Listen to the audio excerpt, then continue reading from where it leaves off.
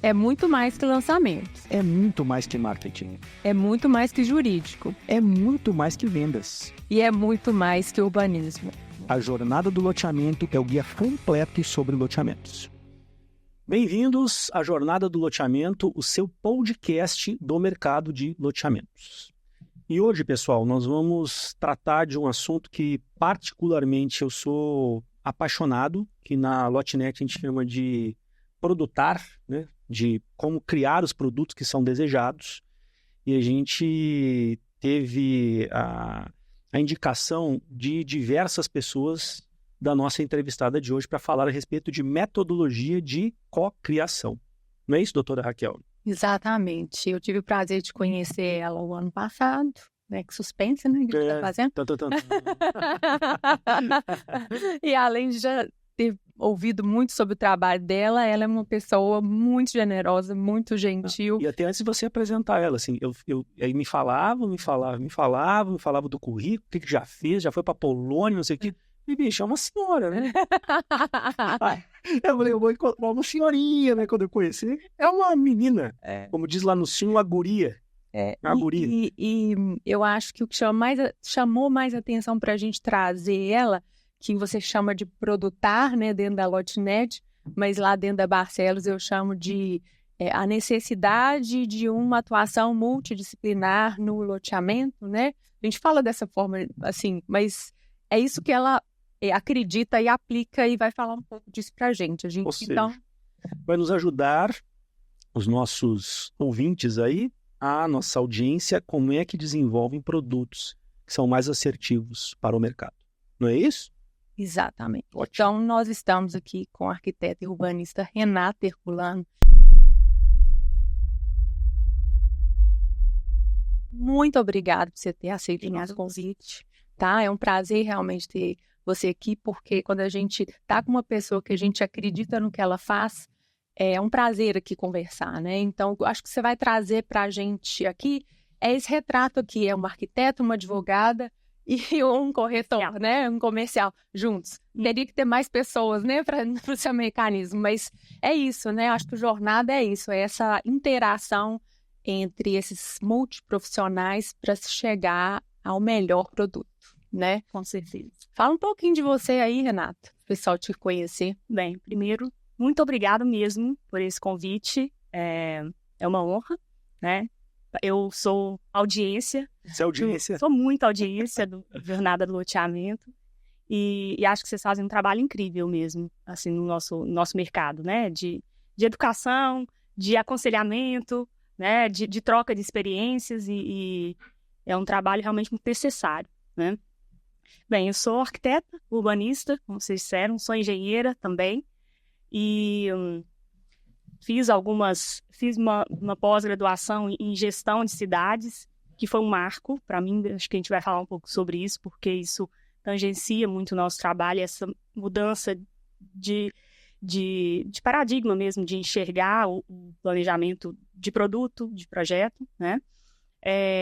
Tive a oportunidade de fazer também um curso de aperfeiçoamento em Londres com um professor fantástico. Infelizmente ele faleceu ano passado, mas pra vocês terem uma ideia, ele é o cara que é um dos caras que iniciou a ideia de urban design como disciplina oficial dentro do urbanismo nas escolas, né, na universidade em Londres.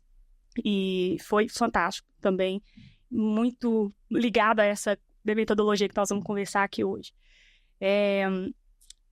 Eu venho de Itaúna, que é uma cidade próxima daqui, né? Me mudei para Belo Horizonte para poder estagiar no final ali do meu curso, numa empresa que já não existe, que era de gestão de projetos e que hoje é a Gisele Borges Arquitetura. Que legal! Foi minha primeira chefe aqui em Belo Horizonte. E depois tive a oportunidade de ir para a Polônia.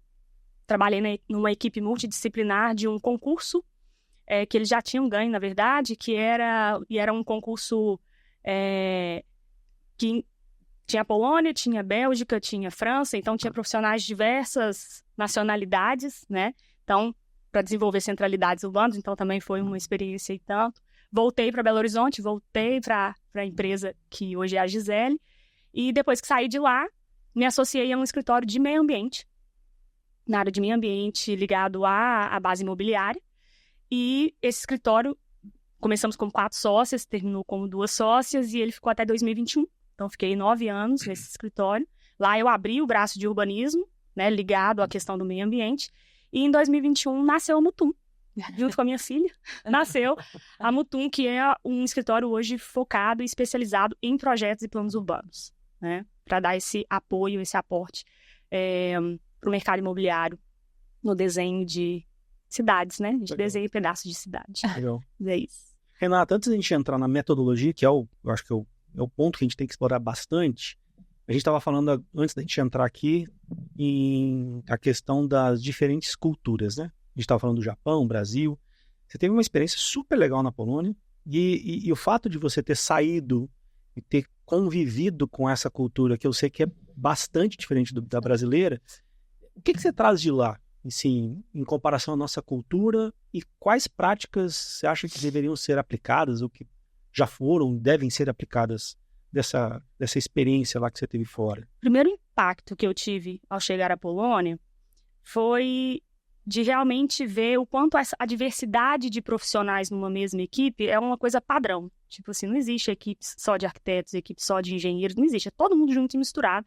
Pelo menos na experiência que eu tive foi assim, e, né, pelos relatos. Mas talvez uma coisa mais forte, que tem um pouco a ver com o que a gente estava falando aqui, é que os poloneses, eles têm uma relação com o espaço urbano, com as cidades, entendendo que a cidade é algo coletivo. Então, eles têm um cuidado e um zelo com o que é urbano, com o que é público, muito maior do que o que eles têm com o que é doméstico, o que é completamente diferente do que da gente. A gente é extremamente zeloso com os nossos ambientes domésticos e não somos zelosos com os ambientes públicos. A gente não tem essa noção de que, de fato, aquilo é meu, como lá eles têm. Eu acho que lá tem muita questão da Segunda Guerra, né, da reconstrução da cidade, que é muito forte para eles. Tipo, ninguém toca mais aqui porque isso é a gente. Né? Eles têm essa relação de que isso é a gente. Eu tive experiências também na Itália. A Itália, por exemplo, não fala plano diretor, plano de território. Lá é plano de paisagem, porque eles entendem que você não está falando de território, você está falando de paisagem. Não sei se vocês conhecem a Toscana, que todo mundo ama, quer ir para a Toscana, aquelas paisagens maravilhosas. Aquelas paisagens não são assim porque alguém resolveu e deixou ser. Não, existem planos que fazem com que se mantenha daquela maneira, né? E a noção de paisagem, que é o que eu trago para o meu trabalho, assim, eu não vou desenhar um traçado urbano quando você me contrata, porque não é isso. Cidade não é isso. Cidade é paisagem. Paisagem, ela é obrigatoriamente tridimensional, ou muito mais dimensões, né? Cada vez mais. Mas ela é, no mínimo, tridimensional. E mais do que tridimensional, ela não é só o que é físico, ela que é vivenciado, sentido, e principalmente ela é essas inter-relações entre as pessoas que estão nela. Então, as pessoas fazem parte da paisagem. E isso é uma coisa que lá é muito forte. Eles não têm essa separação, tipo, a cidade e eu. Eu sou a cidade. Então, se eu sou a cidade, eu sou isso. Esse banco também é meu, isso é meu. E, então, isso me impactou muito, né? E quando a gente ia discutir os projetos, essa questão da metodologia de estar todo mundo junto era uma coisa corriqueira. A gente está com um problema, tem um desafio aqui, ó, vai todo mundo para a mesa, vamos fazer um brainstorm, vamos discutir isso, e todo mundo com as ideias. Dava 2 horas, você estava com um monte de coisa que você nem imaginou que você tinha, né?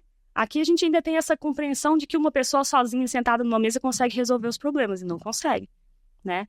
E eu acho que, então, trazer essas experiências de fora, de que a gente precisa estar cada vez mais envolvido com o máximo possível de pessoas, né, numa equipe realmente multidisciplinar, mas talvez a gente precise dar um passo ainda um pouco mais profundo, que é dessa questão de enxergarmos como parte, de fato, da cidade. E isso é uma mudança de paradigma gigantesca. Cultural, né? Cultural. E isso a gente não está falando só de quem está projetando e desenhando uma coisa e depois vem um loteador e vai materializar aquilo. Nós estamos falando de uma mudança, inclusive, do loteador parar de entender como alguém que vai lá, parcela o lote, vem de um lote e vai embora, e ele entender que ele é um desenvolvedor urbano. Ele está construindo cidades, né? E as cidades, assim, essa urbanização primária que a gente chama, que é o traçado urbano, a definição das articulações, das conexões, da densidade dos espaços, das proporções dos espaços, isso define escala urbana, isso define a estrutura urbana antes de vir a arquitetura. E essa urbanização primária, ela não é tão... Ela é mais perene do que a arquitetura. Então, a responsabilidade de um loteador é 1000 vezes maior, porque a gente tem ciclos, né, urbanos em que a gente vê uma casa sendo destruída para construir um prédio pequeno sendo destruído para construir um prédio maior. A gente não vê isso acontecendo nas ruas, nos espaços públicos, está posto. Então, a coisa mais importante que a gente tem é a primeira definição da escala urbana. Né? Então, não é só fazer e ir embora. E não é fazer de qualquer jeito, e não é lote. Porque a última coisa que a pessoa vende é um lote. Ela vende lugar, ela vende...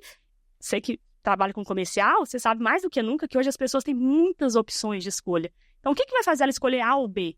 Não é se o lote é plano ou se ele tem declive. Não é nem só a localização, porque a localização também é relativa. Então, é o tipo de lugar que você tem. E o que é lugar? Espaço público. Isso aqui tem que ter muitos shorts, viu? Muitos shorts. A gente vai bater isso tanto até entrar na cabeça de todo mundo. Todo mundo. É verdade. Vamos construir lugares, endereços, né? Espaços públicos, né? Porque antes a gente precisa ser A gente, antes de tudo, é um ser urbano para depois ser um ser doméstico. Né? Porque a gente resolveu se organizar em sociedade. Então, a gente primeiro vive em sociedade. Então, assim, a nossa Constituição como indivíduo, ela passa pela Constituição como um ser social. Né? E a formação e a construção da cidade, ela define isso. Ela determina isso. Né? Renata, acho que a gente vai ter que mudar um pouquinho o que a gente pensou. Porque eu atrapalhei. Você sabe. Não, é porque é tão importante isso que você está dizendo aqui, né? Isso tem que ser falado tanto que essa base aí de como formar esses bairros, como expandir esses bairros, eles, na nossa legislação, eles estão num plano diretor, né? E aí... Sonhos diretores, né?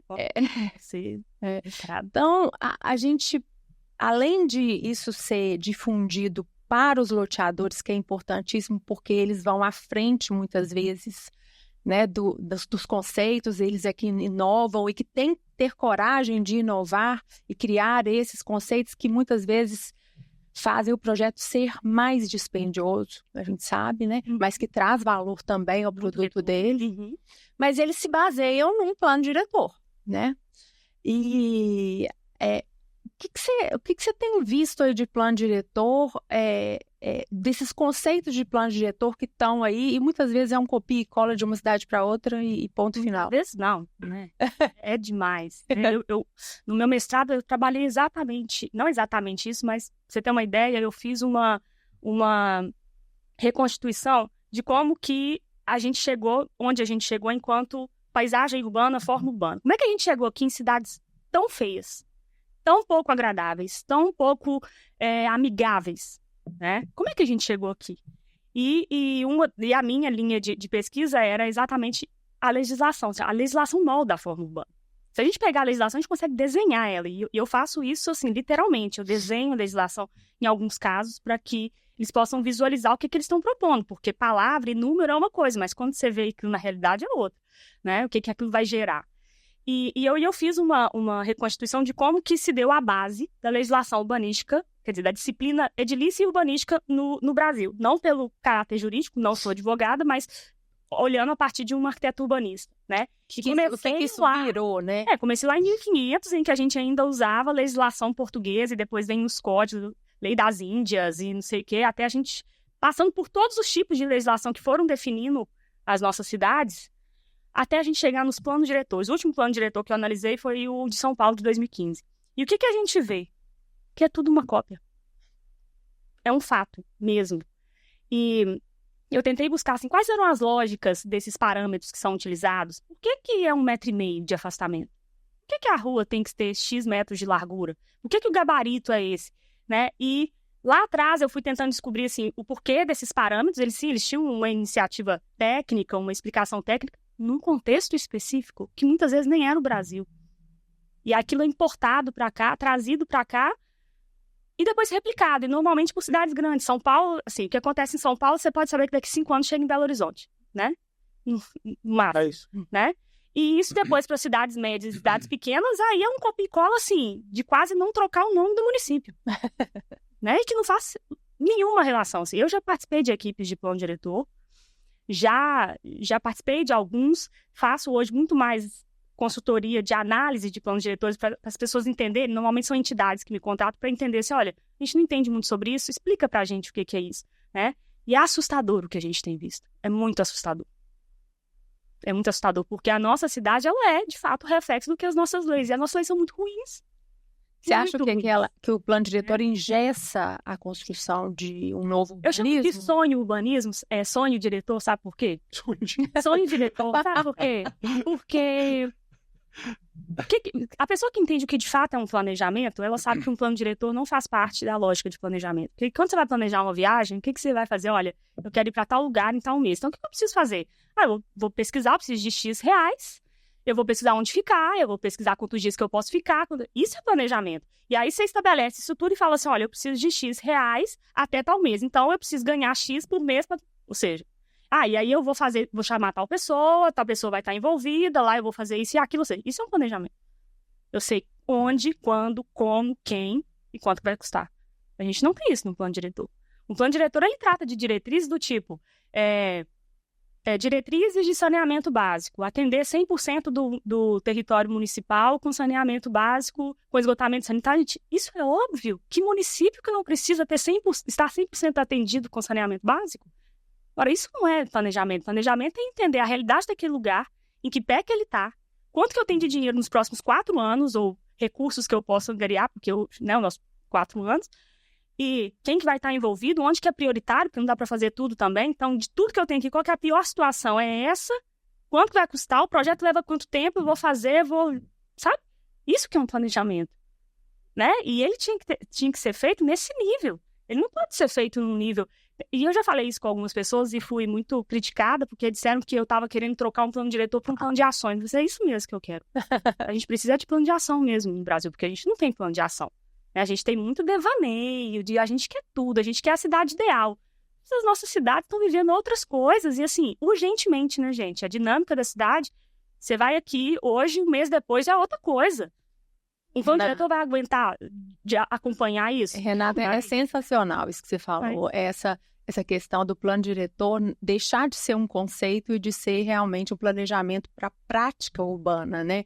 E diante de uma necessidade atual, real, sensacional. Eu sou contra as diretrizes, acho que elas fazem parte do planejamento. Você começa com grandes diretrizes, depois você tem que explodir aquilo em programas, em projetos, em ações específicas, né? Tem que conseguir desenhar esse caminho todo. Eu não sou contra você ter as diretrizes, mas você não pode ter 200 páginas de diretriz. Você não pode ter 3 páginas falando de mobilidade urbana. Porque então você está pegando, na verdade, um artigo científico colocando, todo mundo sabe o que é necessário. Agora, a contextualização, que aí está muito ligada à questão de produtar ou de pensar em metodologias de projetos mais aderentes a um lugar, tem a ver com o contexto, que é a mesma coisa. As leis são descontextualizadas, né? Muitas vezes. Mas será que não é por isso? Eu tô tentando ver o lado, como é que é? O lado do copo cheio, né? No vazio. Que realmente, quando você colocou isso, dá até sabe, você fica até com a energia baixa, né, cara? Ai, meu Deus. Não, vamos subir a energia. Não. É porque você fala assim, putz, é verdade, assim. A gente já discute aqui no Jornada, assim, o quanto que as pessoas, muitas vezes, elas viajam e elas viajam para caminhar na calçada.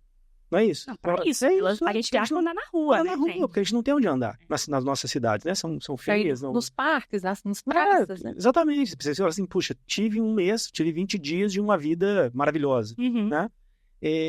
Mas será que não é aí que existe uma grande oportunidade para os loteadores de falar assim, já que as nossas cidades são tão ruins, deixa eu criar lugares, ilhas, em que as pessoas vão ter esse prazer, vão ter uma qualidade de vida muito legal, que é o que eu estou vendo acontecer. Eu acredito sim. Nós estamos participando de um projeto que tem esse objetivo, né? Sim, eu acredito sim nessa oportunidade. Entretanto, a gente esbarra na questão da legislação, porque assim, toda concepção de lugar, ela vai passar por uma aprovação. E a gente esbarra na aprovação, que são assim, é um intrincado jurídico, você sabe muito melhor do que eu, que chega uma hora, assim, e as burocracias, e a falta de um roteiro bem estabelecido, de uma segurança jurídica mesmo para você atuar dentro de um município, você não tem, né? E aí, você tem que passar por uma aprovação. A gente já teve situações, Dani, que a gente foi desenhar, por exemplo, fazer um streetscape de uma viário, na verdade, de um projeto todo. A gente fez a proposição, eles tinham uma largura máxima lá. Quer dizer, tinha um perfil de via que tinha que ser, assim, o perfil de via ele não era condizente com absolutamente nada do que a gente queria propor para o lugar, que era caminhabilidade, vamos pensar no pedestre, vamos diminuir o tamanho das pistas para as pessoas andarem, né, o carro mais devagar e tal. E aí a gente fez toda a proposição, justificamos, explicamos, apresentamos, e aí, depois de muito esforço, a única resposta que a gente recebeu numa reunião com várias pessoas foi de que, nossa, bacana demais, excelente, mas infelizmente o nosso plano diretor, ele define o perfil, tem que ser o perfil que está no plano diretor. Porque isso é disruptivo, né? Você pegar a burocracia de uma secretaria de planejamento urbano de uma cidade e ter pessoas que entendam esse conceito, né? É muito complicado. Eles até entendem, mas eles param na burocracia de dizer, nossa, se a gente for mudar isso, nós vamos ter que fazer um projeto de lei, vamos mandar para a Câmara, aí vai ser a discussão, aí entra no nível político. Não, a gente não faz do jeito que já tá. Mas aí, Renata, não seria o caso do plano diretor ser mais livre em relação a algumas coisas para que isso possa ocorrer, né? Ser menos engessado, né? O plano diretor, ele, no sentido de que eu acredito, na verdade, qualquer lei, mas especialmente as leis urbanísticas, aí vamos falar de não só parcelamento, mas também uso e ocupação do solo, eu acho que ele tinha que tratar num nível de qualidade. Qual é a qualidade que a gente quer? Então você tem que garantir no mínimo isso. Como você vai garantir? Tem milhões de formas de garantir uma mesma qualidade, né? Mas isso colocaria as aprovações também num nível, assim, de discussão, às vezes, de caso a caso, que talvez pode ser um pouco complexo, mas a gente já teve legislações assim. Lá atrás, as nossas legislações, as primeiras legislações que nós tínhamos, elas eram assim, olha, garanta no mínimo isso. O resto é com você. Só que o resto é com você também era imbuído de uma noção de paisagem, de conjunto, que hoje a gente já perdeu. Hoje é cada um no seu lote, cada um por si. O que eu vou fazer no meu lote não tem nada a ver com você. Não, peraí, a cidade é de todo mundo. O que você vai fazer no seu lote impacta sim, porque eu vou passar aqui na porta todo dia e ver isso que você está fazendo, né? Então a gente perdeu essa capacidade também de se colocar, né, como conjunto.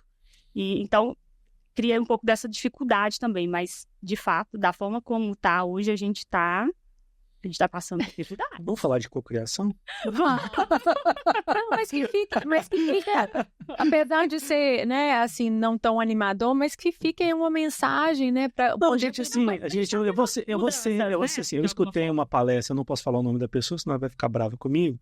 Na verdade, aqueles meetings da DIT, né? Assim, eu vou ser um pouco indelicado, mas é o que me vem na cabeça, né? Ele falou assim, foi feita uma pergunta exatamente com relação à questão da legislação de um município, a respeito do pagamento de IPTU, salvo engano. E ele respondeu assim, o que ele achava que devia ser feito?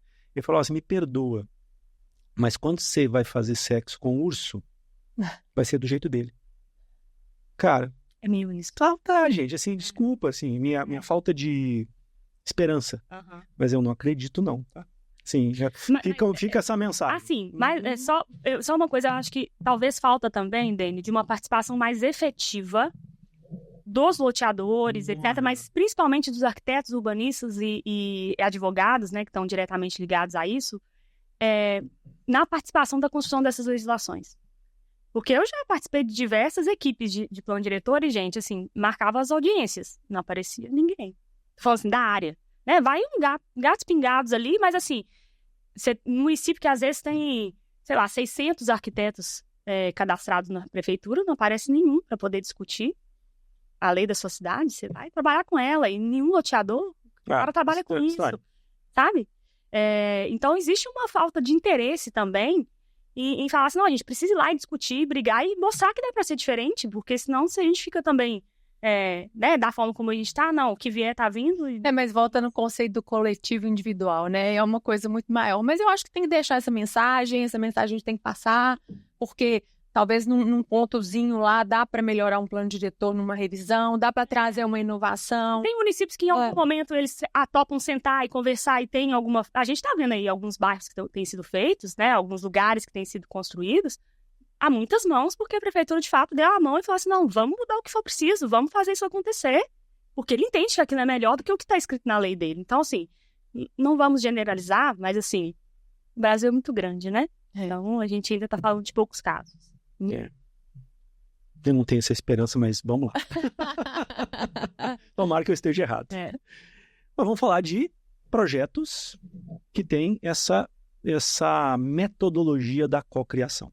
Então, fala um pouquinho pra gente do conceito, antes da gente entrar na metodologia. Tá, na verdade nem é cocriação, que a cocriação tem uma metodologia específica para isso, ou projeto colaborativo, seja o que for, na verdade, ela é um princípio muito básico, né? O princípio é impossível um profissional, ou uma equipe de profissionais específicos, sentado numa mesa, conseguir desenhar e alcançar o tamanho e a diversidade que é uma cidade, de fato, rica, diversa, que atenda aos anseios dessas pessoas todas, as dinâmicas que essa cidade, né, demanda. Ou seja, é impossível que um profissional com uma capacitação consiga resolver isso sozinho. Então, o princípio básico é esse, que ou a gente pega todo mundo, o máximo possível de pessoas com visões diferentes, com competências diferentes para poder pensar na cidade, porque a cidade é construída por todo mundo, por muitas lentes, né? Então, tem que trazer isso para cá antes. Ou então, o seu projeto ele vai faltar muita coisa, ele não vai ser redondo, você vai ter que resolver algum problema lá na frente, ou você vai entregar mesmo e ele não vai ser um sucesso. Eu até falo isso com meus clientes, assim, o que é um sucesso para você? E a maioria sempre responde, vender tudo. e aí eu falo assim, aí tem um que falou assim, vender tudo. Aí eu olhei meio pra ele e falei assim, não, tá bom, não é vender tudo não, mas a coisa que eu mais fico feliz é passar lá daqui 5 anos, tem um monte de casa construída. Aí eu falei assim, isso não é sucesso no bairro. Ter casa construída não significa sucesso. Porque o sucesso real para um bairro é saber que ele se incorporou na dinâmica da cidade. Ele passou a fazer parte, de fato, da dinâmica da cidade e contribuir com articulações, com conexões. Ele passou a fazer parte da lógica daquela cidade. Ter casa não é um indicador. Não só para o morador daquele bairro, né, mas para que os outros cidadãos transitem lá, né? Solução de cidade, ou seja, ela tem que ter contribuído para alguma solução que é muito maior do que só o bairro dela. E a casa, tem gente que constrói casa e vai lá só dormir, né? Que são os bairros dormitórios ou até cidades dormitórios, ou seja, ter a casa, ela é claro que cumpre um papel, mas ela não é sinônimo de sucesso, né? Então, pensar uma metodologia de projeto em que você traz todo mundo antes, o quanto antes, e o maior número de pessoas com competências distintas antes, para mim não existe outra maneira de fazer um projeto urbano, porque senão você está fazendo um pedaço, né? Eu, como visão de urbanista, não consigo ter a lente de alguém que é do jurídico, de alguém que é do comercial, o cara da infraestrutura, né? O branding, o cara que vai fazer publicidade, a pessoa que vai morar lá. Eu não consigo ter todas essas visões. Eu preciso trazer essas pessoas para cá. E o importante é trazer gente de fora e gente de dentro. Porque a cegueira ela acontece tanto para quem é de dentro quanto para quem é de fora, né? Às vezes quem está distante vê coisas que quem está lá dentro não vê, mas quem está lá dentro também vê um monte de coisas que quem está fora consegue ver, né? Então, é por isso que é importante trazer e assim, vai ficando cada vez maior, né? Vai ficando cada vez mais robusto essas reuniões ou esses workshops, etc. Mas não precisa ser necessariamente assim. Eu acho que esse é o ideal, mas não significa que a gente pode ser ou é tudo ou é nada. Ah, se eu não consigo ter esse workshop com esse tanto de gente, então eu não vou fazer. Pelo contrário, às vezes você consegue fazer, então vai ser o urbanista e os proprietários, vai, né? Ah, eu já tenho um amigo que ele é corretor, traz ele, né? Já é uma outra lente, já é uma outra visão, né? E eu não consigo acreditar realmente em projetos que não sejam feitos dessa maneira. Ainda mais hoje, né? Assim, eu tô pulando um pouquinho, assim, porque eu ia até te perguntar de onde que surgiu isso, mas antes. Quem são os envolvidos num modelo ideal? Quem são essas lentes? Quais são as lentes ideais para isso? Ou as mínimas. No mínimo. Eu acho que no mínimo. Eu acho que no mínimo, assim, a gente precisa trazer para a mesa para conversar. O urbanista, se você já tiver um arquiteto que vai pensar depois, né? Se for fazer incorporação, já pode trazer alguém dessa área. Comercial, importantíssimo. Pesquisa de mercado, na verdade, a gente descobriu que não é pesquisa de mercado, né? O Tomás ensinou que é análise de risco, né? Então, análise de risco, não pode deixar de trazer esse pessoal. Pessoal do direito, né? Estruturação jurídica, ou seja, compreensão geral. A gente precisa ter alguém do jurídico. A gente precisa ter alguém de infraestrutura, e aí, infraestruturas em geral, né? Eu acho que você precisa ter pelo menos alguém de mobilidade, alguém de drenagem, sabe? Alguém que são essas questões macro, assim, a depender do contexto. Tem lugares que a gente chega e fala assim, não, a gente tem um problema de drenagem aqui, então eu preciso trazer alguém dessa área, né? Alguém de ambiental. Acho que você precisa ter essa lente do ambiental. No mínimo, eu acho que você precisa disso. E pessoal de branding ou alguém que já vai trabalhar com comercial lá depois, já estruturando essa questão de posicionamento, de marca, o que a gente quer contar, o que a gente quer fazer, né? E, se possível, trazer alguém da gestão pública. No. Alguém da gestão pública é importante, demais. E pessoas da comunidade, eu tenho uma visão um pouco diferente em relação a isso, que eu não acho que, assim, todo mundo tem o que dizer. Não é que não é importante o que todo mundo tem a dizer, mas nem todo mundo sabe o que dizer ou como dizer. Então, trazer pessoas chaves da comunidade é importante, mas não é qualquer pessoa. Não dá pra você trazer qualquer pessoa. Porque, às vezes, ela não vai contribuir de fato, sabe? Ela vai ficar ali, mas não vai participar de fato. Então, às vezes, é uma pessoa que já tem algum engajamento na área urbana da cidade, ou é um líder comunitário, ou é um vereador que, né, acabou... alguém que era um líder e virou um vereador depois, ou às vezes é alguém de corretor, um corretor que acaba tendo um conhecimento muito grande de certas regiões.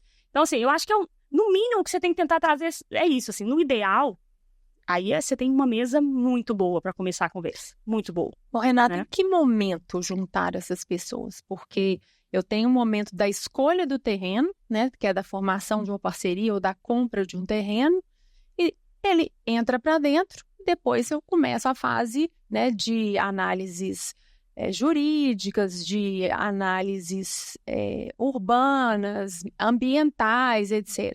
O mundo ideal é fazer isso antes, essas análises antes da compra ou de uma formação de uma parceria. Uhum. Mas a gente sabe que não é assim que acontece, né, na prática.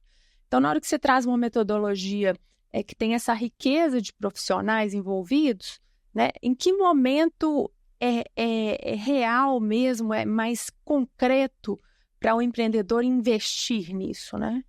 Eu acho que um bom momento para ele investir dessa quantidade, porque é muita gente, assim, mas não necessariamente precisam ser pessoas que entrem já contratados para desenvolver. Às vezes você faz um convite para a pessoa participar daquele momento específico, né? Isso acontece muito.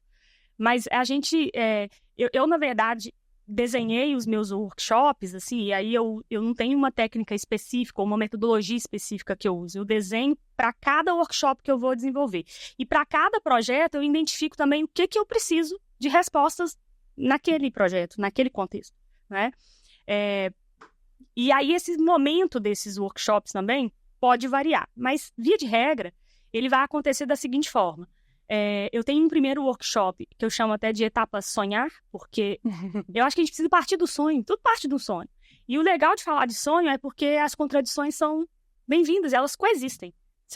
Ninguém tá falando ainda que você tá falando é uma besteira, de que isso não vai dar certo, de que isso não vende, de que não tem demanda. Ninguém tá falando disso ainda. A gente tá falando de sonho. A gente tá falando de exposições, de possibilidades, de interesses, né? Então, essa primeira etapa, ela pode acontecer muito cedo. Porque ela não necessariamente precisa ter muita coisa formatada e definida ali, né? Agora, quando você vai trazer esse time maior, que é normalmente o segundo workshop que a gente faz, que é o de ideação, em que a gente vai discutir já lógicas urbanas, possibilidades, e vou estressar algumas questões e alguns desafios próprios daquele lugar, você tem que ter, no mínimo, já análise de risco feita, porque você tem que entender a demanda que você tem naquele lugar e as possibilidades, né, de produtos viáveis para aquele lugar, né? E tem que ter... eu acho que o principal é isso, é uma análise de risco antes de trazer esse tanto de gente para a mesa. Depois disso, eu acho que a gente já tem condição de trazer. Porque aí você vai trazer todas essas lentes, inclusive o ambiental, inclusive infraestrutura, o pessoal de mobilidade ou da prefeitura, ou seja, você já vai ter nesse momento dados, né, que normalmente a análise de risco te traz, para poder, quer dizer, você tem dado demais para discutir ali, além de ter já as informações do primeiro workshop, que já traz muita coisa. Inclusive muita coisa é validada normalmente pelas análises de risco. E esse workshop, esse que você está falando, que você idealiza, né, ele deve ser muito interessante se saem com alguma coisa construída ali, ou rabiscada. Eu fico imaginando, assim, né? Vai participar de semana que vem. E eu fico pensando, é tão rico, mas isso acaba ali naquele momento, ou isso é desfeito, né? Ou isso retorna em outro momento, ou essas pessoas elas ficam ligadas até a aprovação, implantação? Se faz parte da equipe, né? Normalmente Normalmente são pessoas que já estão ligadas à equipe. Estou falando esse núcleo duro, né, que é mais especialista, e nós estamos falando tecnicamente. Normalmente são pessoas que já foram contratadas e vão participar do processo como um todo, né? E principalmente esse segundo workshop, que é o de ideação. O primeiro não, porque a gente convida pessoas assim, sabe? Para poder ter o máximo de percepção possível, né? Então, nesse segundo workshop, normalmente são pessoas que já entraram para o time, sabe? De desenvolvimento. E eu acho que o que a metodologia, né, de seja qual método, na verdade, você for utilizar, as técnicas que você for utilizar, o mais importante dela é de você fazer uma linha direta de conversa entre as disciplinas, de que não dá para chegar lá no final e falar assim, nossa, mas a gente não pensou nisso, ninguém falou nada disso, nossa, sabe? Não tem essa conversa. Você tem uma assertividade nas soluções muito maior. Muito, assim, cada desafio traz todo mundo de volta.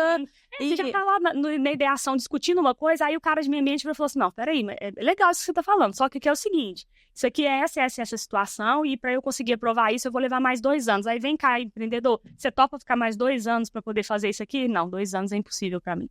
Eu ia te perguntar, quem bate o martelo é o empreendedor. Bate o martelo no sentido das decisões, no final da história. Às vezes o empreendedor, mas não sempre, nem muitas vezes, na verdade, não raras às vezes, não é o empreendedor.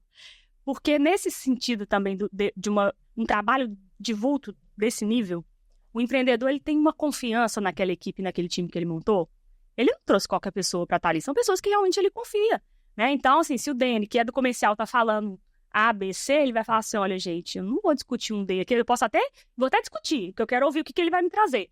Mas ele sabe muito mais desse assunto do que eu tenho que confiar no que ele está falando, né? Só que o que ele está falando vai estar tangenciado por um monte de outras coisas, de um monte de gente falando também. Então, às vezes, ele mesmo vai rever a posição dele e falar assim, olha, normalmente é isso, mas nessa situação não necessariamente, né? Porque eu tenho outras coisas envolvidas que até então eu não tinha considerado, por exemplo, eu nunca tinha vivenciado algo parecido, né? Então, é muito rico o nível de discussão que a gente tem ali, e essas pessoas depois, logicamente, participam da apresentação do Master Plan, a gente pega tudo isso, e aí a gente tem que desenvolver um Master Plan, e depois continua, assim, o Master Plan, ele não é feito e carimbado, né? Ele tem muitas discussões depois dele ainda, de mais contribuições, porque depois que você tem, de fato, um projeto ali, podem surgir outras questões que não foram trazidas no workshop, e essa equipe está junto e ainda participando. E a depender da necessidade, outros workshops vão sendo feitos ao longo do processo como um todo, né? A depender do vulto do projeto, a gente vai desenhando outros workshops com outras finalidades, né? Um bairro planejado, por exemplo, a gente tem que chegar em design code, eu tenho que fazer um workshop com arquitetos para definir paisagem, né? Aí eu tenho que definir os parâmetros para aquele lugar e, enfim, tem muitas outras possibilidades que vai desdobrando, né? Mas esse início, né? Esse kick-off aí de todo mundo junto, gente, faz muita diferença. E aí, para quem está nos assistindo, como organizar isso? Como é que eu quero fazer? Assim, eu estou assistindo o Jornada do Loteamento, tem uma pequena loteadora, tem um terreno. Achei super legal o que você está falando. Eu vou aplicar isso. Quais são as dicas que você dá? O primeiro workshop é sonhar. Puxa, tem um monte de gente que vai falar um monte de coisa. Como é que você organiza aí? Contratar Mutum. Mas, bem, na verdade, eu desenhei 3 workshops que eu considero que são os básicos para acontecer, que é o primeiro que eu chamo que é a etapa de concepção, que é a etapa sonhar. A segunda, que é a etapa de desenho, de projeto, mas ela não é um projeto como a gente está acostumado a ver, ele é mais amplo, que é o momento de ideação, né? E eu tenho o terceiro workshop, que é o de planejamento, em que a gente vai pegar todas essas coisas que estão acontecendo e a gente precisa criar um quadro de projeto de desenho do processo, das pessoas envolvidas, do custo que aquilo vai ter, a expectativa de tempo, os requisitos, as premissas, ou seja, aquilo ali vira um quadro para todo mundo visitar o tempo todo. Um plano de ação. Um plano de ação, ele é pelo menos uma linha de base, porque ela também é dinâmica e vai alterando com o tempo, mas a gente tem uma linha de base, a gente está partindo daqui hoje. Isso aqui são os acordos. Os acordos que foram feitos são esses. Então, todo mundo parte daqui. Qualquer coisa diferente disso, a gente tem que voltar e conversar, e assim, provavelmente algumas coisas vão mudando. Mas eu desenhei esses 3 porque é o que eu mais vejo de necessário dentro dos processos que a gente já participou, né? Mas como eu disse, às vezes a gente inverte, ou às vezes tira um e cria um outro. E tem um outro menorzinho que eu criei para projetos menores, que eu chamo de workshop de propósito, em que eu trabalho uma mescla do primeiro workshop com o de planejamento, que é para poder dar um norte para a gente que vai desenvolver o projeto. Né? Às vezes são projetos bem menores, às vezes equipes, às vezes nem é uma loteadora, é o proprietário do terreno, a família quer fazer alguma coisa. Então, a gente criou um workshop menor em que a gente consegue fazer o melhor que dá com aquilo que a gente tem disponível, né, naquele momento. Não vai contratar equipes enormes, um monte de time, sabe? Não vai ter isso. Mas a gente não deixa de fazer porque é um projeto menor ou porque não tem um time dos sonhos. Renata, e essa metodologia, ela veio da sua experiência em outros países ou veio com um pouco também de experiência nos projetos que você acompanhou aqui, né, em Minas Gerais ou em outro estado? Como que você chegou nessa convicção? Posso só, assim, antes de responder isso, eu quero explorar mais isso. Tá. Se você me permite. Uhum. Sim, chegou, já te devolvo a pergunta, fica à vontade. tá? Assim, porque eu acho isso muito importante. Beleza, chega aquele... Você colocou aí 7 lentes, pelo menos. Uhum. Chegou aquelas 7 pessoas para sonhar, mais 3 amigos do empreendedor. Uhum. São 10 pessoas. Todo mundo doido para contribuir. Né, assim, e ainda mineiro, pelo menos o mineiro adora falar. Todo mundo vai querer falar, tomar café, comer pão de queijo. Como é que você organiza isso? Como é que você põe ordem na casa? O último workshop foram 30 pessoas. Então, pra ter uma ideia. eu vi o vídeo. Eu já assisti o vídeo do workshop. Foi o último, aquele lado. Esse que você viu, não sei se foi o último, não, mas o do que a gente vai participar. Isso. Aquele acho que foi menos de 30, mas foram 30 pessoas. E realmente, assim, no final do workshop parece que passaram 3 caminhões em cima da gente, assim, porque a energia, quem tá ali, né? Lógico. No comando exige muito, mas exige muito antes, né, Dani? Porque a formatação de um workshop, eu acho que ela é meio parecida com a sua jornada aí de lançamento. Porque, assim, o que tem de trabalho antes é muito maior do que o dia propriamente. Sem dúvida. Né? Então, assim, a gente tem um trabalho enorme antes de organização e tal. E, nesse caso, a gente precisa muito do apoio do loteador, né, do empreendedor, para dar... Porque, normalmente, a gente faz na cidade, então, não é aqui no nosso escritório, então, é normalmente lá na cidade. Então, tem toda uma logística também. E tem essa coisa da construção, de eu entender, assim, qual que é o desafio desse projeto neste momento e o que eu quero ter de respostas. E aí eu vou definir as técnicas que eu vou usar, as dinâmicas que eu vou usar e desenhar isso. E chegar lá e fazer 30 pessoas contribuírem e não ficarem falando uma em cima da outra. Então, assim, existe realmente um roteiro que é apresentado para todo mundo, tem um manual do participante, a pessoa recebe antes para ver como se comportar. Mas ela sabe, assim, a regra do jogo é essa. A regra do jogo é essa e a gente deixa lá na TV o roteiro do dia com horário. Tal hora, é isso, tal hora, assim. É claro que a gente nunca ficou exatamente certo. Passa aí uma hora e meia, 2 horas, passa, mas... Bom saber, tá? Porque, pessoal, nós vamos fazer um workshop sexta, sábado e domingo, tá, galera? Exato. É porque a gente juntou 2 ainda, né? Mas, assim, passa um pouco, mas as pessoas sabem o que vem logo depois. Então, tem uma previsibilidade, você já tá preparado para isso. E tem tempo. Tá nessa hora, todo mundo é ouvido, porque todo mundo tem que falar, senão não tem por que você tá lá. Né? Todo mundo tem seu momento de falar e você tem o seu tempo para falar. Às vezes passa um pouquinho, falta um pouquinho e a gente consegue ajustar. Mas tem que ser cronometrado, porque senão a gente não consegue fazer 30 pessoas participarem e contribuírem de fato. Né? Mesmo com 10 pessoas, coloca 10 pessoas numa mesa, gente. Né? Sem ter alguém coordenando, realmente. Então, existe uma organização e um processo muito estabelecido, assim, desenhado mesmo para aquele dia, para tudo correr bem e para a gente ter no final as respostas que a gente precisa, né? O resultado que a gente está buscando para aquele momento específico. Aí você pega todos esses inputs que foram criados ao longo do dia do sonhar. Primeiro workshop. Nesse primeiro workshop, você acaba, eu estou imaginando, você acaba registrando isso, porque deve ter muita coincidência, né? Sim. Converte para uma direção, e a partir disso você parte para o segundo workshop, que aí isso começa a ser mais tangível no processo do desenho. É isso.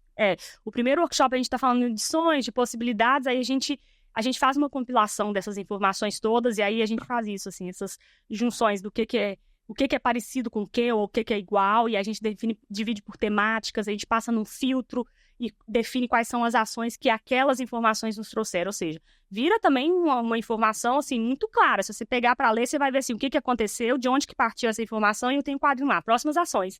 O que eu tenho que focar, o ponto de atenção que aquilo me trouxe. Né? E essas informações, elas têm que ser trazidas para o segundo workshop, senão não faz sentido. Lógico. Né? Então, elas são trazidas para as dinâmicas do segundo workshop como premissas de alguma forma, mas como a gente já vai ter, por exemplo, a análise de risco ela ainda é mais informação que vem. E aí eu já tenho diagnóstico de estratégia de marca.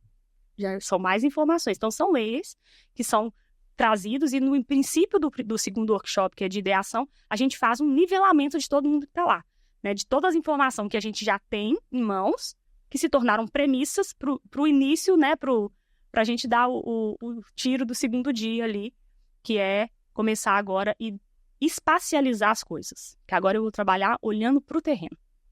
O cara do meio ambiente no primeiro lá falou que, pessoal, vocês estão sonhando demais, vocês estão viajando, ou do marketing, do comercial, não dá para fazer trilha aqui, gente. Aqui não pode mexer, não. Tipo isso. Aí na segunda, não se discute mais isso, já é uma premissa. No primeiro, às vezes, ele nem traz isso. Nem traz isso. Às vezes, no primeiro, muita pessoa fala assim, nossa, eu acho que a nossa cidade, ela precisava de um parque aquático. Eu acho que esse lugar aqui é perfeito para um parque aquático. E aí, a gente tem um momento de compartilhamento de referências. Então, assim, isso é muito legal também, porque a gente amplia o repertório do pessoal que está participando.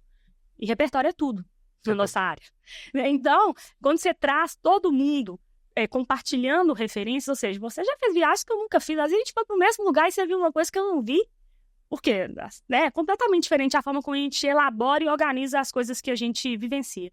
Então, a gente tem um compartilhamento de referências que é fantástico, porque a gente amplia, e aí a pessoa, às vezes, já aconteceu da pessoa pensar, olha, eu ia falar uma coisa, mas depois que eu vi essa referência, eu vi que não tem nada a ver com o que eu estava pensando, eu acho que é melhor isso que ele está falando. Então, e depois, nesse workshop de sonhos, a gente começa com o sonho individual, a gente faz o compartilhamento de referências e depois a gente vai para o sonho coletivo. Então, a gente termina o workshop com um sonho coletivo, que é um consenso.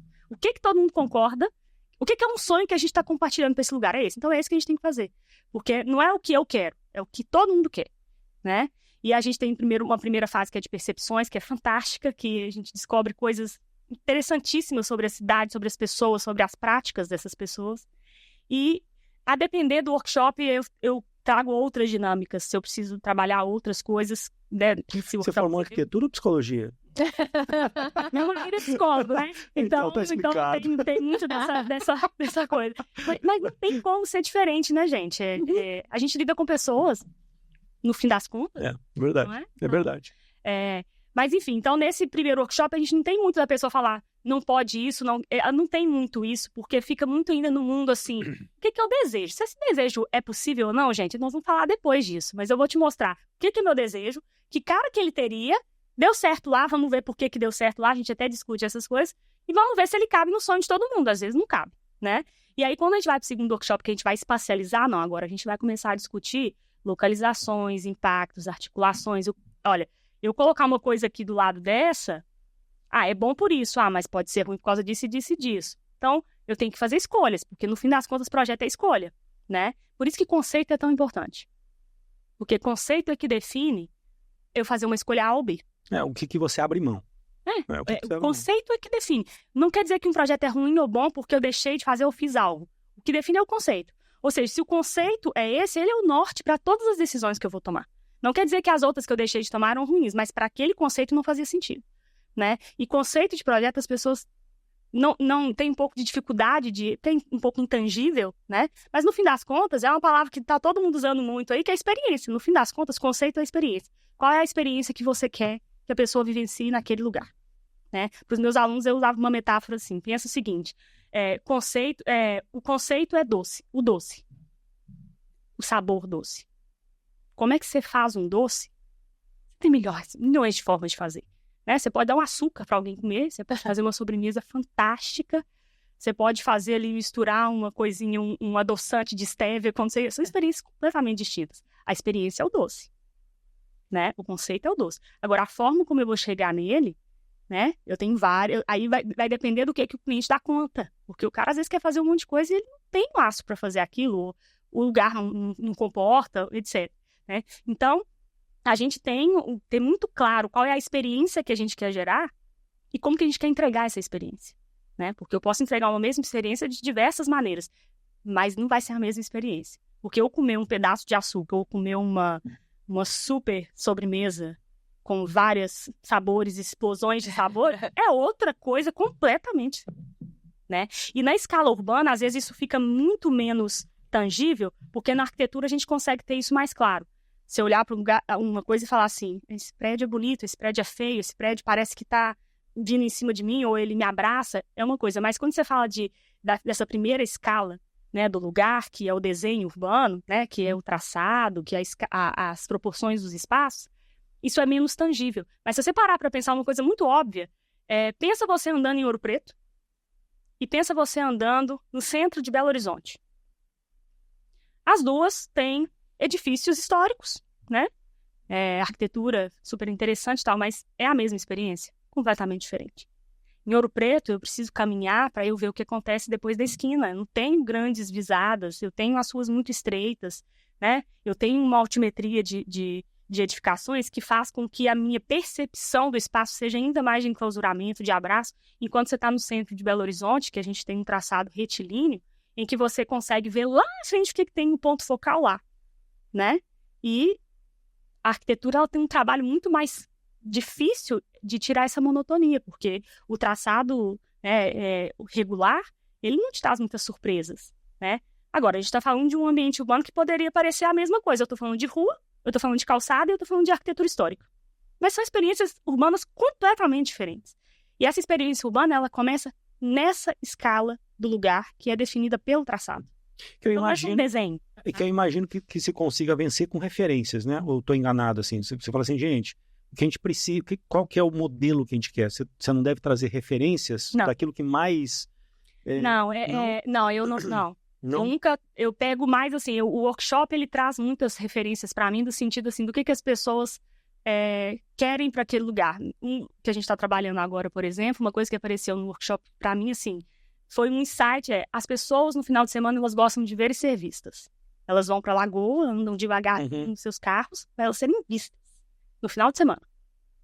Durante a semana e na vida cotidiana delas, é do portão para dentro. Ninguém conhece o vizinho do lado. As pessoas são absolutamente fechadas nelas mesmas. Mas no final de semana ela gosta de ver e ser vista lá na lagoa, que é o espaço que todo mundo vai ver e tal. Gente, isso é uma definição urbana. Isso define desenho humano. A forma como eu vou fazer esse traçado, ela tem que refletir de alguma forma a forma de ser dessas pessoas, né? Caso contrário, como é que eu vou fazer um lugar que ninguém se vê? Um espaço urbano, um espaço de encontro que é absolutamente privativo. Eu estou indo contra uma prática que é desse contexto, desse lugar, dessas pessoas, né? Então, o meu desenho tem que refletir essas práticas. Então, vai muito mais nesse sentido, assim, de pegar essas coisas mais sensíveis. Sutis. Mais sutis, Ótimo. Pode falar, Raquel. Eu acho que esse negócio pra mim é tão, de verdade, assim, eu sou tão apaixonado com isso, cara, que eu acho isso, assim, na verdade, assim, a base de tudo para a venda e para o marketing é a construção de produto. O marketing, dentro do marketing tem, né, o produto, é o primeiro P. Né? Então não tem, assim, se não construir um produto adequado, como é que você vende produto? E é muito bom quando ele nasce, e ele é genuinamente aquilo. Porque você chegar com um projeto e falar assim, agora eu tenho que conceituar. Já exatamente. Chegar projeto pra gente, agora conceitua. Como é que eu vou embalar isso, né? E porque dá uma impressão ruim de que você tá meio que enganando. E assim, é claro que a gente propõe até alterações de fato em projeto e tal, pra aquilo ser real.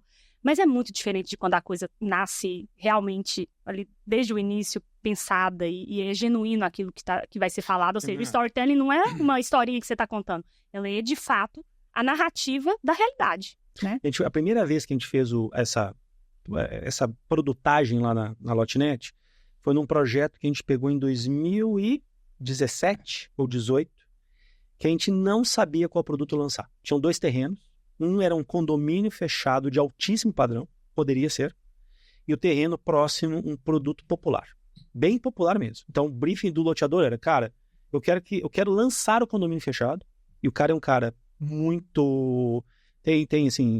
Tem referências muito altas, é um cara que viaja para o mundo inteiro, tem condições. Ele falou, cara, eu quero fazer o melhor condomínio do Brasil aqui, numa cidade de 50 mil habitantes, com uma cidade próxima com mais 30 mil habitantes. Eu falei, cara, muita calma nessa hora. Eu falei assim, e o outro terreno muito popular. Aí eu falei, cara, me dá um tempo, deixa eu entender a cidade. E aí eu lembrei da minha faculdade de marketing, falei, cara, eu vou fazer uma pesquisa de mercado. Fiz um formuláriozinho, saiu eu, o coordenador, mais 2 pessoas na rua para perguntar para as pessoas o que elas queriam para a cidade. No segundo dia, eu já sabia o que era. Assim, a gente entendeu a dinâmica da cidade, as ruas horrorosas, sem infraestrutura urbana adequada, muito acidente de carro, de carros atropelando as pessoas, porque os passeios não tinham condição e as pessoas queriam fazer exercício. Por isso que uma cidade tão pequena tinha, eu não me lembro do número agora, mas é tipo 9, 11 academias. Sabe, você fala assim, cara, que isso? Aí você começa a entender. Uhum. Aí eu cheguei para ele e falei assim, meu caro, nós vamos lançar um produto, não vai ser popular, nós vamos oferecer uma qualidade urbana um pouco melhor que a cidade. Você não pode oferecer algo tão diferente da realidade das pessoas aqui. E nós criamos uma praça chamada Bela Vida, para as pessoas terem uma vida bela lá dentro. Que era isso, pista de caminhada, skate. Simples, né? Cara, simples, paisagismo lindo, pergolado, etc. Cara, vendemos 400 e poucos lotes no final de semana. Sim, eu estou falando só do resultado em função do que foi proposto. Da compreensão daquele contexto, exatamente, que as pessoas anunciavam, né? Eu não sei como é que ainda tem gente que não tem um cuidado absurdo na construção de produto. É só isso, assim, quando eu recebo esse projeto já, toma aqui. Eu falei, como assim toma aqui, gente? E eu acho que essas metodologias, né, sejam elas quais forem, porque temos muitas, né? Talvez no Brasil a mais conhecida seja o charrete, né, que as pessoas falam mais, mas tem tantas outras técnicas que podem ser utilizadas, e às vezes bem simples, né? Você não precisa nem gastar muito para poder desenvolver, e que faz uma diferença absurda. Mas eu acho que isso também faz parte de duas situações, Dani, que é o amadurecimento do nosso mercado, né? E a profissionalização dele, a partir desse amadurecimento. E o cliente mais exigente?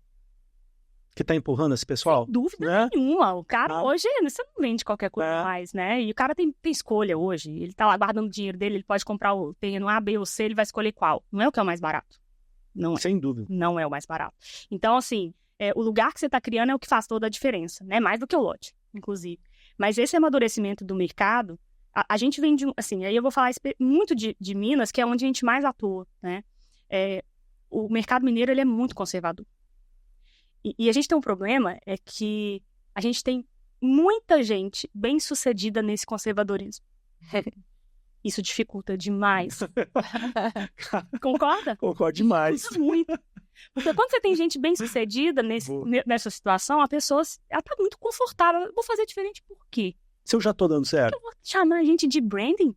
Que é isso? Eu vendi a vida inteira, eu nunca precisei falar disso. Eu quero fazer workshop para decidir? Isso que eu já sei, eu quero lote 360 e isso e pronto.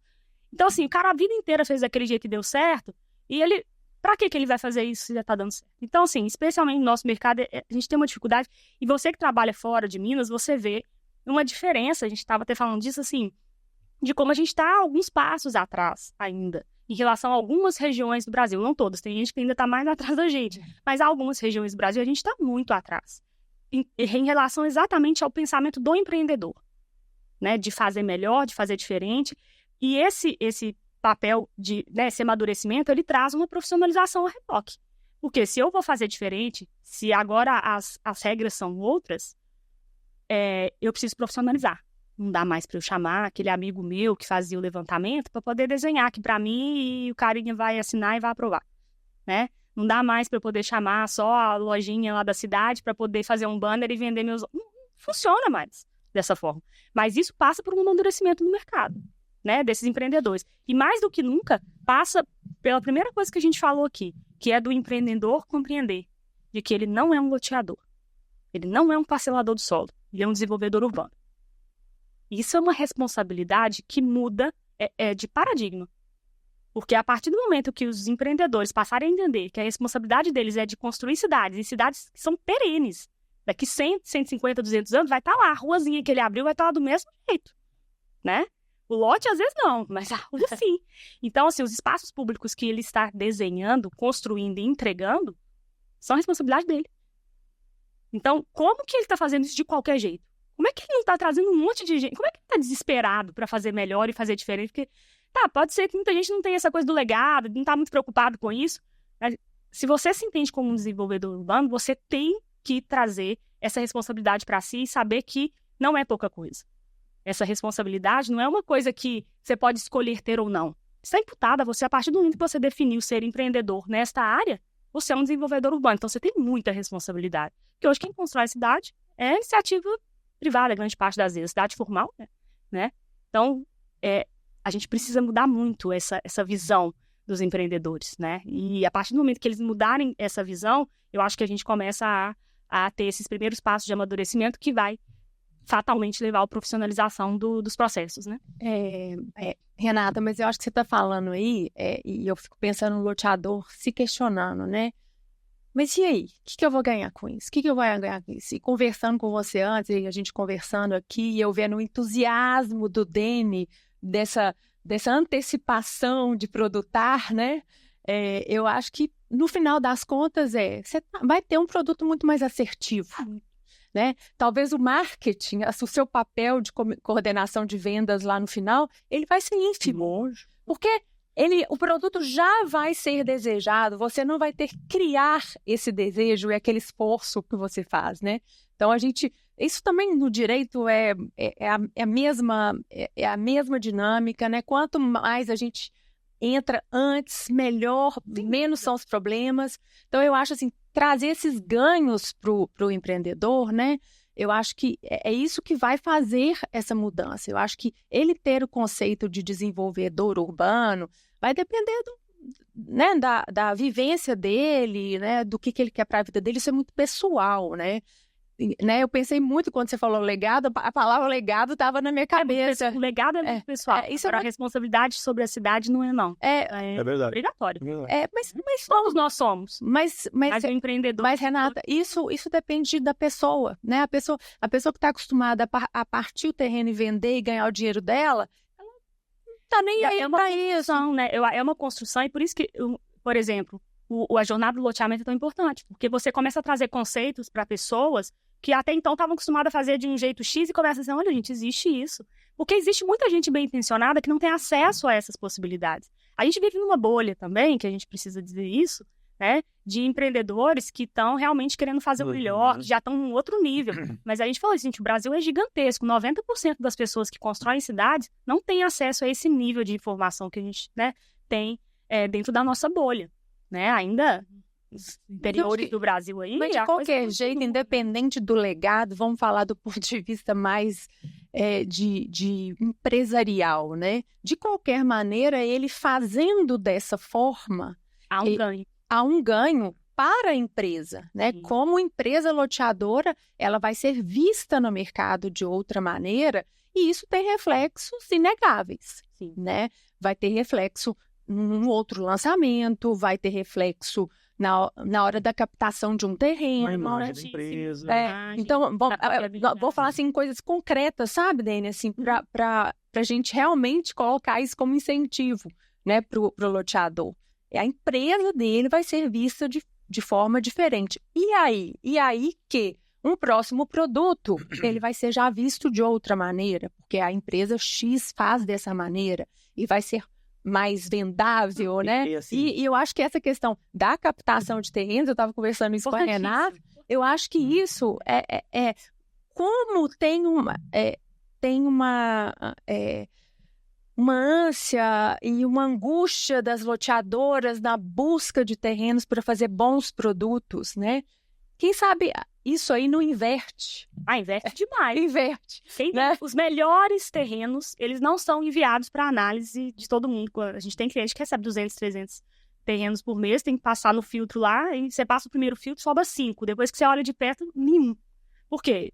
Todo mundo já viu esse terreno e ninguém quer. Porque os melhores terrenos, eles não são colocados dessa forma no mercado. A pessoa que tem um bom terreno, ela sabe o que ela tem, ela vai escolher quem ela quer que faça, porque ela quer que seja feito aquilo que aquele cara faz, né? Ele não quer que seja feito qualquer coisa. Ele sabe o que ele quer, assim, ele sabe qual que é a empresa que tem capacidade de entregar aquilo, porque a pessoa já provou que faz, né? Que sabe fazer. Então, muda essa lógica, onde você não tem que ficar saindo e passando pires de terreno, sabe? Os bons terrenos vão chegando para você com maior facilidade. Para além disso, eu acho que a gente tem um ganho real também, até de precificação, né? Claro, porque você tem tanta certeza do produto que você tem na mão, que você fala assim, eu tenho mais 3 concorrendo, facilmente você pode subir o preço, que eu tenho certeza do produto que eu tenho, né? Que ele atende exatamente o que essa cidade precisa. E aí isso é ganho real, né? Renata, eu vou aproveitar para falar, inclusive, uma coisa que é uma iniciativa que a gente está fazendo, que é uma novidade nessa 4ª temporada, que assim, a gente já falou, né? O Jornada do Loteamento começou de forma despretensiosa, o objetivo era realmente criar conteúdo para o mercado, mas a repercussão do que está sendo criado, da comunidade que está sendo criada, ela é tão grande, tão forte, cara, que a gente se vê obrigado a deixar um legado. E a gente vai criar a comunidade Jornada do Loteamento. Então, assim, o objetivo é realmente ter esse grupo de pessoas que tem essa fome por conhecimento, que tem esse compromisso com o compartilhamento de informações, e reunir essas pessoas em um grupo, que vai ser um grupo de WhatsApp. Então, vou pedir que o pessoal coloque aí o QR Code embaixo, por favor, para que a pessoa possa apontar o celular e já entrar dentro do grupo. E o objetivo do grupo é todos se ajudarem em busca de um melhor urbanismo, das melhores práticas jurídicas, vendas, arquitetura, comercial, branding, e esse grupo se unir com esse propósito. Então, assim, é fundamental. E eu vejo que nós temos muita oportunidade pela frente. Tem todos os aspectos, né? Temos muito. Né?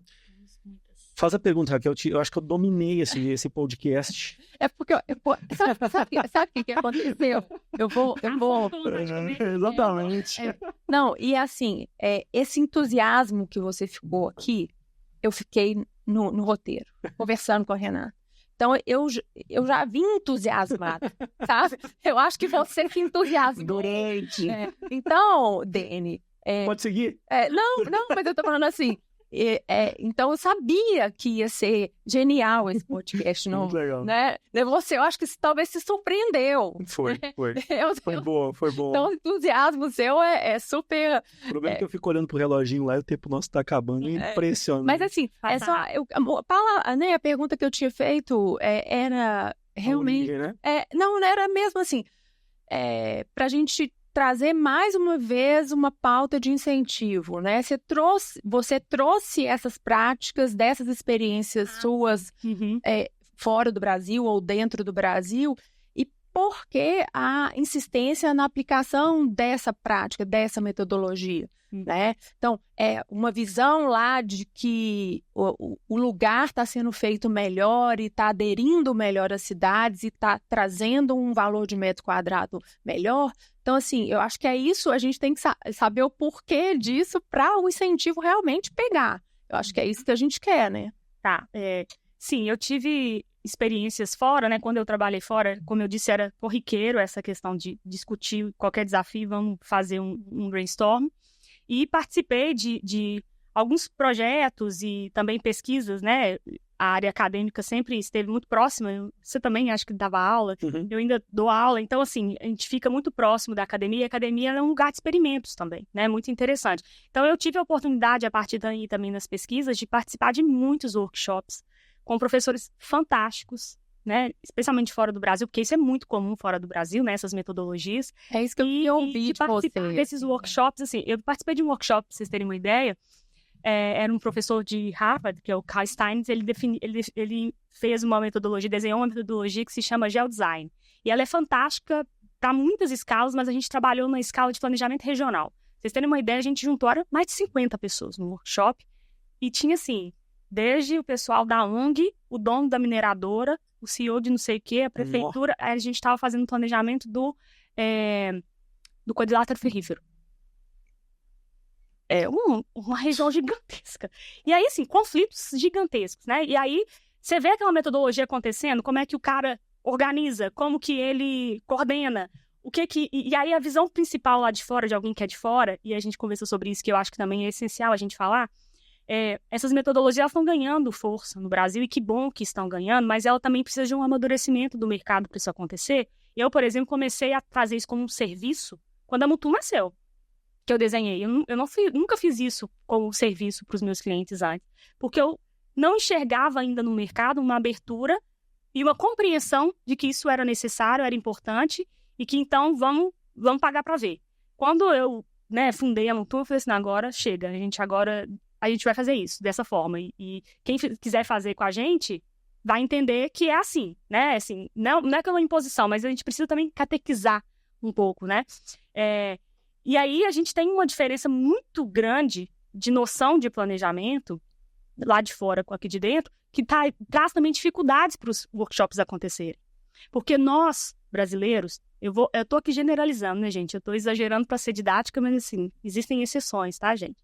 Mas a grande maioria, a nossa lógica de planejamento do brasileiro é de que nós somos formados e treinados para enxergar o erro, para enxergar o problema, para diagnosticar o que é ruim. A gente sabe apontar dedo para tudo errado. O problema é esse, a gente aponta, a gente consegue fazer diagnósticos e descrever longamente sobre isso, mas a gente é péssimo para dar solução. E isso fica muito claro quando a gente participa de equipes com pessoas de fora do Brasil, em que você vê os brasileiros revisitando os problemas o tempo inteiro e o pessoal de fora com 400 páginas de milhões de croquis tentando testar soluções. Eles não estão interessados se está bonito, se está feio, se está certo, se está errado. Nós estamos discutindo solução aqui, tudo pode. E a gente está lá, revisitando o problema ainda. E eu participei de um desses workshops que, aí esse nem foi com o Carl Stein, foi em Londres com o Ian Bentley, que o workshop tinha que resolver um problema urbano de uma região, um bairro. E aí, os brasileiros foram apresentar e começaram a apresentar o problema. Aí ele parou para ele. O problema eu já sei, eu que te dei o problema. Por que você está falando do problema de novo? Quero saber das soluções. E aí tinha uma galera que eram europeus e era assim, gente, eram muitos croquis, eram muitas coisas assim, olha, nesse aqui a gente entendeu que isso aqui pode ser bom, mas a gente viu que não funcionava, aí a gente tentou desse jeito. E tava lá o brasileiro, colorindo, conseguiu fazer uma proposta e tava lá, colorindo um jardim na frente da casa. Ele, o que é isso? Ele falou assim, vocês brasileiros têm uma necessidade, uma preocupação de apresentar muito bonitinho e de ficar falando do problema 1000 vezes para poder confirmar que você entendeu o problema e para tentar convencer de que a sua solução está correta. Você traz uma solução só, ela tá linda, super bem apresentada, coloridinha, linda, mas ela é péssima. Ela não é a solução. E isso é muito real na nossa realidade, porque a gente tem uma questão de ficar dourando a pílula um pouco, assim, ou eu apresento perfeito, ou eu nem vou apresentar, então tem um certo não é medo, é muito pior que isso, mas assim, de falhar, então a gente só fica falando do problema e fica criticando, a gente é ótimo para criticar, né, mas a gente é muito ruim de dar soluções, e esse tipo de metodologia é metodologia propositiva, ela é de solução. Então, a gente tem que dar solução. Se a gente tem que dar solução, todo mundo tem que estar disponível para poder errar um monte de vezes, desenhar de qualquer jeito. Não estou interessado se você sabe desenhar. Você vai estar numa equipe que é você de comercial, às vezes tem um cara que é artista e desenha super bem, mas vai ter um outro cara que não sabe nem pegar no lápis daí. Não interessa, a gente está aqui discutindo ideias. E esses workshops que eu fui conhecendo, e equipes internacionais, vamos dizer assim, ficou muito claro para mim essa dificuldade que a gente tem em trazer solução. E essa metodologia, ela foca nisso. Então, é um dificultador que a gente tem também de conseguir reunir perfis de pessoas que estejam disponíveis de fato para tratar de solução e não falar de problema. Né? Isso é uma dificuldade enorme. Né? Chegamos no ideal? Não, claro que não. A gente cai nesse... a gente cai nessa fala, sabe? Eu imagino o londrino falando que ele não é nada educado, né, cara? São objetivos pragmáticos, eu adoro esse pragmatismo, que é assim, começou a falar, para. Que você tá... Eu que te trouxe o problema, você tá fazendo ele de novo? Você não veio aqui pra poder falar o problema? Eu que inventei esse problema, sabe? Então... e aí fica... Corte rápido pela mortinha. Não, os brasileiros todos assim, né? Assim, eram muitas equipes, mas assim, era chocante ver a diferença. Eu já tive uma outra experiência com o pessoal da Universidade de Valparaíso, no Chile, estudantes. Os meninos desenham o tempo inteiro. Você tá conversando, eles estão desenhando e... Sabe? Eles não ficam nem muito prestando atenção no problema. Eles pegam o problema... Tá. E começam milhões de ideias. E enquanto são lá os estudantes brasileiros lá pensando... mas realmente tem essa questão. Mas vamos pensar? A gente tem que pensar que o que ele falou não é bem isso, né? Esse problema que ele colocou não é bem isso. Porque se a gente for pensar... Você tem que base teórica, sabe? Criticar as coisas. Então, assim... a gente é muito pouco propositivo ainda, né? E essas metodologias, ela muda a lógica. Então, a gente precisa também de educar isso. Eu acho que isso vai muito os perfis... vai muito da psicologia, né? A gente tem uma psicóloga aqui também, na prática, né? Porque eu acho que a grande dificuldade do ser humano é ele se colocar vulnerável, né? E nessa mesa você tem que se colocar vulnerável. Exato, essa é a palavra. E tem uma experiência que a gente teve, um workshop que a gente fez, e o JG, que já teve aqui, ele até... Eu distanciei, tava lá o povo quebrando pau, discutindo, aí eu distanciei, fiquei longe, assim, fiquei só olhando. E aí ele chegou perto de mim e falou assim, você não vai fazer nada? Você não vai lá? O pessoal tá virando uma bagunça isso daqui. O que é isso? Eu falei assim, cara, eu tô entendendo quem são essas pessoas. E porque muitas vezes no workshop, quando eu chego com o desafio, né, com a pergunta que eu preciso, ou as perguntas que eu preciso de resposta, às vezes me interessa muito menos a resposta que a pessoa vai dar, e muito mais o caminho que ela fez para chegar naquela resposta. Porque, às vezes, o caminho que ela faz me dá muito mais informações que eu preciso depois do que a resposta propriamente dita, né? Então, existe um pouco também dessa... Tem uma nuance um pouco de feeling, talvez, não sei, né? Assim, por isso que cada workshop é de um jeito e cada pessoa... Se você fizer um workshop comigo, vai ser uma coisa. Se você fizer com uma outra contar aqui, vai ser outra coisa completamente diferente. E que bom que é assim, porque tem muito também do olhar de quem tá fazendo, né? De quem tá coordenando aquilo, desenhando, né? Aquele processo. Infelizmente, nossa frase está acabando. Mas eu tenho mais, cara, pelo menos mais 2 perguntas. Eu vou tentar responder. Não, fica à vontade. Tendências urbanísticas. Você transita, né, em vários ambientes, necessidades, comportamentos, etc. Mas existe um viés, uma tendência que você tem percebido urbanística? Não vou falar nem do contexto mundial. Tá, Brasil. Brasil a gente está vendo De novo, a gente tem a questão da bolha, né? Porque na nossa bolha a gente está vendo um movimento muito para essas melhores práticas do urbanismo, né? Muito se fala de novo urbanismo, que na verdade não tem nada de novo. É o velho. O velho urbanismo. E também existe uma... Talvez é o bom urbanismo. Existe também uma crítica muito grande ao modernismo e assim, eu acho que é uma crítica também que falta abrir algumas outras nuances para ela, porque... enfim, né, tudo é contexto, eu sou muito ligada a essa coisa de contexto, a gente tem que contextualizar todas as coisas, porque uma coisa pode ser várias, vai depender do contexto, né? Então a gente tem essa bolha muito falando das melhores práticas, da questão do novo urbanismo, de pensar cidade para as pessoas, caminhabilidade, e eu acho que isso tem vindo mais forte nas próprias prefeituras e nos órgãos gestores, assim. Eu tenho visto uma mudança nesse sentido, de começar a dar um zoom para a cidade, que antes a gente estava muito voo de pássaro, assim, vendo de longe, vamos fazer grandes planos regionais, vamos pensar a cidade de cima e tal, e a gente está começando a dar um zoom em locais da cidade, uma preocupação muito com centros, regeneração de centro urbano, né? Vamos pegar a cidade que já existe, retrofit, a gente tem que cuidar daquilo que já existe, tem que fazer densidade. Então, eu acho que a gente está começando uma mudança que é muito... pequena ainda, mas que ela tem um poder transformador gigantesco, Dan, que é o seguinte, hoje a nossa lógica de planejamento, ela é partida, assim, ela é muito bem dividida. Você tem os loteadores, você tem os incorporadores, você tem as pessoas usando esses lugares, né? Lá fora não existe isso. Grande parte dos países não existe isso. A gente trabalha com o tripé do desenvolvimento urbano, que é parcelamento, uso e ocupação. É impossível eu falar de dividir um lote sem saber para que ele vai ser, que tipo de construção e que uso que ele vai ter, né? E a gente nunca teve essa lógica. E eu acho que essa mudança está começando a acontecer e isso vai ser uma transformação, uma revolução para as nossas cidades, Odeli. Porque a partir do momento em que a gente entender que não dá para fazer um loteamento pensando só no lote, que você está entregando lote, não. Aquilo ali você está pensando, desenvolvendo uma parte da cidade, você está planejando uma parte da cidade. E essa parte da cidade, ela precisa de estratégia. Que eu falei até no início, essa pós que eu fiz em gestão de cidades, aquilo ali, você fica desesperado, porque, gente, não existe nada, assim, fazer uma coisa sem imaginar a estratégia de gestão, de governança, se aquilo é viável, quem que vai fazer, de onde vem o dinheiro, gente, como é que isso vai ser cuidado. É impossível você não pensar a partir de uma lógica, né, de gestão de cidade. E isso precisa ser incorporado, e já vem sendo incorporado pelos loteadores, visto que muitas vezes as inovações de fato vêm deles, porque às vezes as cidades não conseguem acompanhar, né? Então isso já está sendo trazido, por exemplo, para os bairros planejados. O bairro planejado, ele nada mais é do que já é feito lá fora a vida inteira para a cidade inteira. Porque lá não existe. Também a gente tem uma realidade no Brasil diferente de boa parte do mundo, que a gente não tem essa quantidade de terra disponível para lotear e vender terra a Deus dará, né? Lá, nos lugares lá, cada pedacinho vale. E outra, o parcelamento já foi. A base urbana já está estabelecida. A escala urbana já está definida.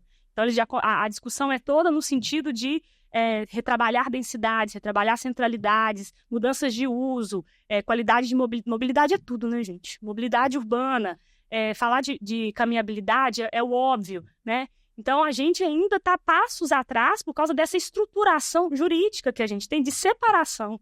Embora as leis nasceram com parcelamento, uso e ocupação do solo, tem um monte de cidade que já dividiu. Você tem a lei só de parcelamento, você tem a lei só de uso e ocupação, as duas não conversam entre elas e o plano diretor nunca soube que elas existiam. Exatamente isso. Aí são 3 normas: plano diretor, lei de uso e ocupação e lei de parcelamento. Agora eu tenho visto os planos diretores, alguns unirem isso tudo aí. O que é mais assustador. Sabe, se eu tenho visto. Você coloca no plano diretor todos esses parâmetros e essas discussões, a gente tem no Brasil uma definição que o plano diretor ele tem um rito de desenvolvimento e no nosso caso já de revisão, muito bem estabelecido pela legislação. Se você não cumpre o rito, não existe legitimidade na revisão daquela lei. Se você coloca tudo dentro do plano diretor, você tem que fazer revisão de plano diretor de cada 2 anos. Como é que você faz? Mais engessamento. Impossível. Não pode ter isso dentro do plano diretor, gente. De jeito nenhum. Eu tenho visto isso acontecer. E aí vai muito contra aquilo que você propõe, né? Que é o plano diretor ele ser muito mais de planejamento e de conceito, de premissas, do que de regras. Objetivo, né? E regras. 2 páginas, gente. Sabe? Constituição americana. Constituição americana.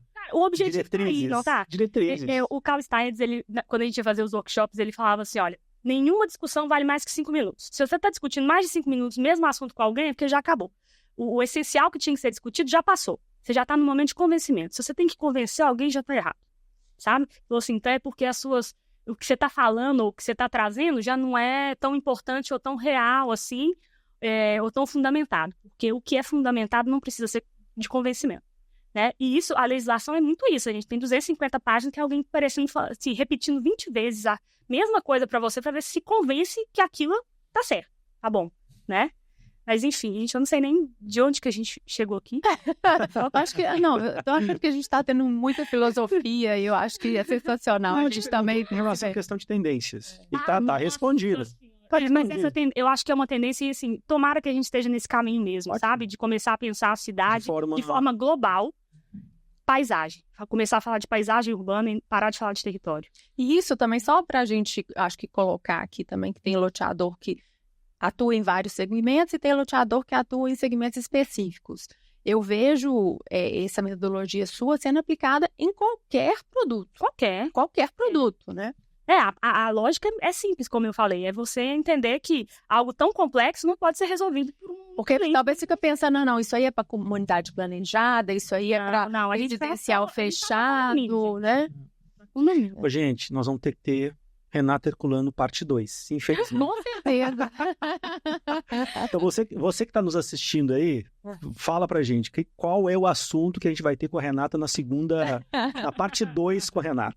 Tá?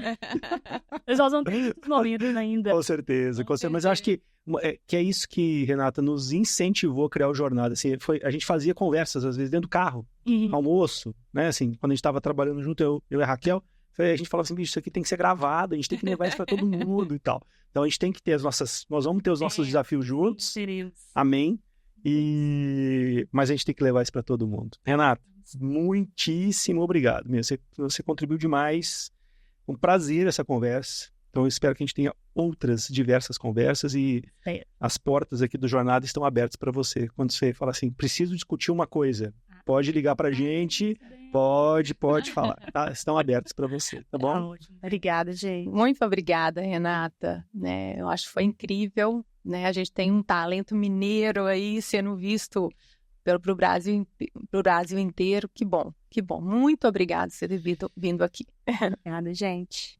Meu amigo, deixa eu te falar uma coisa. Eu sempre peço para vocês compartilharem. Dessa vez eu não vou pedir para vocês estão em obrigação de compartilhar esse podcast, tá? Então compartilhe com seus amigos, compartilhe com todo mundo, que foi brilhante. Não deixe de seguir nossas redes sociais. Então no YouTube, Lotenet Brasil, e no nosso Instagram, @lotnetbr.